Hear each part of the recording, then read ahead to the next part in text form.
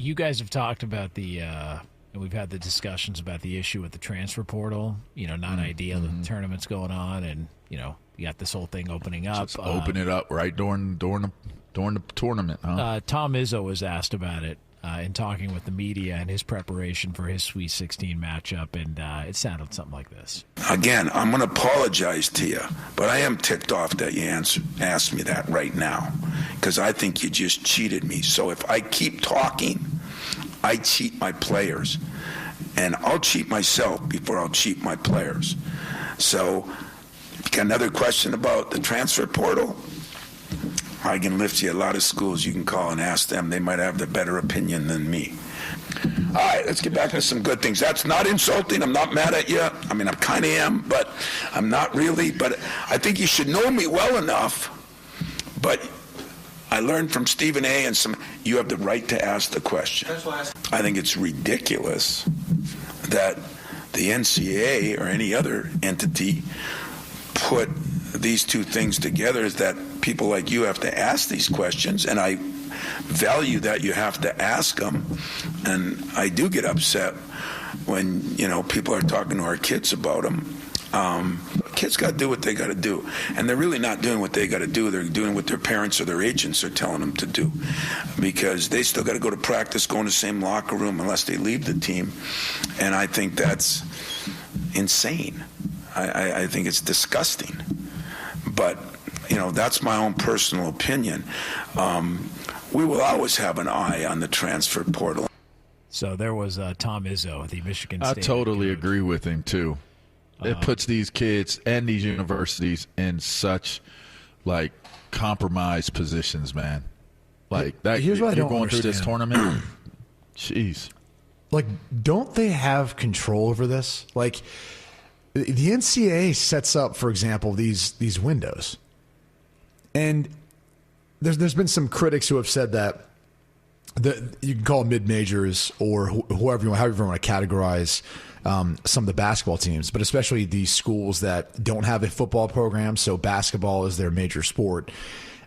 They've been hurt the most because of NIL, which you can debate that, because some of these programs that don't have football, they direct all their funds to men's basketball. And so it actually enhances that. But anyway, the general point is, if the NCAA controls this and how they go about creating these transfer portal windows, why in the hell do they allow this to happen during their largest moneymaker, the most important time of the year for them to make revenue?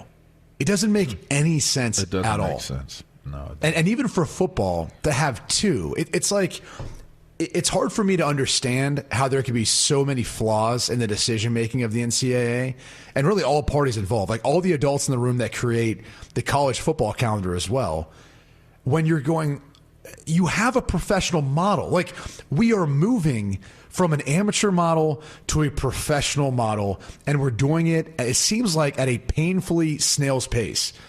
And it's institute, whether you want to call it one transfer portal window or a free agency period, like they call in the NFL, like they call in every other professional sport. Go ahead and institute a period of time where that starts and ends, and do it where it's in the off season. It's not complicated. The NCAA and college sports act like we don't have a model for this. They're so begrudgingly wanting to move the ball forward and set up the calendar so it doesn't put coaches and players in this position where you're trying to play for a national championship. And John Calipari said it the other day, he's going to be meeting with players, talking about their next opponent, while also simultaneously talking to them about if they're going to stay on the team or not after the season. It is bizarre.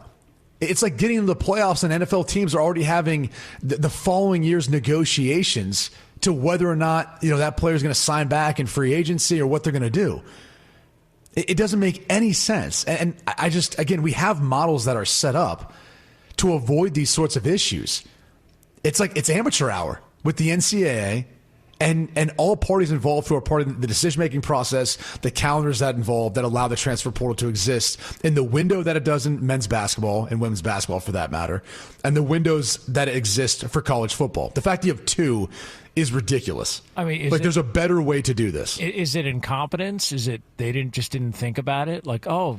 damn, that's that month. They'll tell you it's the academic calendar that compromises them. You're trying to figure out the proper time to give these athletes these opportunities to seek a different school. And it's based off of the academic structure. Some are quarterly, some are semesterly, right? Or did I get that right? Some are quarters, some are semesters. Some are semesters. Right. It's what's called an eligibility issue. So what LaVar's talking about is, there's still an eligibility component to these athletes, being able to play and be a part of it, which, again, a lot of people would debate whether or not that matters, whether or not that should matter as you're moving to more of a professional world. I think there's old school people like myself that feel like there's a combination that can work. But I'd like to believe that those are excuses to me. Like, they can use the academic calendar to say, oh, well, it's about credits transferring, their eligibility. Okay, we can find a common ground in there. I know it's tough sometimes in the world of academia to try to find, agreements on certain topics. This shouldn't be that difficult. It really shouldn't be. Like, did the player pass or fail? What was their grade? Can we be accepting of the credits? Like, this is more of an admissions issue at most institutions, determining because okay, if we're really going to peel back the layers, a lot of schools with transfer portal, in particular with the student athletes, they're protective of their degree. And what they're doing is, for the rest of their alumni base, they're saying, like, we don't want a guy to pop in here who's only been here a year and then finish having a degree with their name on it, our university, our branding, when they really weren't here as a student for that long, right? Because it's unfair to every other person that actually paid tuition and paid, room and board and books, everything else to come here and actually be here as a student to then get their degree and then have that network and have that alma mater come back to. Like, it feels disingenuous, right? That is, in essence, what some of these universities are trying to protect. And I can get that to a degree, but I do think you're carving out a special niche for sports, and it's not that big of a population of students that are doing it. And I don't think if you changed some of the rules around this, that it would make, in fact, eliminating one of the transfer portal windows would limit these circumstances from happening as much. Like, you could find one time in the year where both semesters and quarters would align where this can work. But again, the NCAA doesn't view that as a priority, even though I've said for years now, the transfer portal is the issue. It's not NIL. People who think that, like, paying players, it's not pay for play. It's not NIL. However you want to describe what we're doing right now, it is the transfer portal. We are not forcing young people to commit to even a year of being at a school, especially in football, because you now have multiple opportunities to leave if you so see fit. That's weird. Yeah, it puts players, like kids, in interesting scenarios as well. Like, I'll give you well, we're up on the break, but just super quick. My daughter's transferring. She's using the transfer portal because her coach went to a different school. Which is always the case. That's always existed aside from the windows. Right. And so, and the way everything fell, she hit the portal while it wasn't, I guess, open. So she has to wait until the summer to be able to even get her scholarship and go enroll into the school that she's transferring to. So she's got to be at the school that she's at. Instead of, I hit the portal, I'm able to get up out of there, like, de-enroll, and then boom, go enroll into the next school. She has to be there for the entirety of the semester that she's in right now, just based upon when her coach left. You know what I mean? So it's like, sometimes it hits these kids in a way where it's like, man, like, you know what I mean? And then they're recruiting. You know what I mean? So it's like that coach leaves at a time where the portal isn't open for the kids that are there. They want to follow the coach, and I'm obviously the coach probably wants them to follow with them. They can't they can't recruit them, for one, right? So now there's that disadvantage, but they have to start recruiting to build the roster of the team that they're going to have. You know what I mean? So there are complexities that are in there.